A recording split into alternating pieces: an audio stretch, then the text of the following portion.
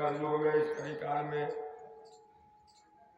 भाग दौड़ में हम लोग को जो है न सत्संग मिल रहा है, न हम लोग को कहीं शांति मिल रही है। ये सब हम लोग का ही गलती है क्योंकि हम लोग नहीं पहुंच पा रहे हैं। देखिए 100 गांव में ही जगह था 1-1.5 का भीड़ होता था, लेकिन अभी देखिए 50 को भी आदमी नहीं है।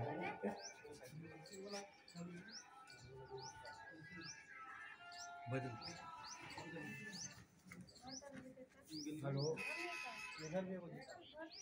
हेलो, अरे 100 में आए सत्संग में, आधा घंटा के बाद आप पहुंचेंगे वहाँ 100 में। हाँ चलिए ठीक।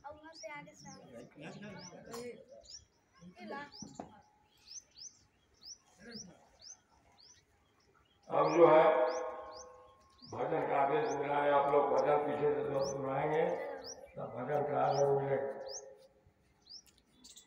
तेरा घर ही तेरा जब मंदिर है, बैठे हैं जहाँ भगवान तेरे। तेरा तेरा घर ही तेरा मंदिर है, बैठे हैं जहाँ भगवान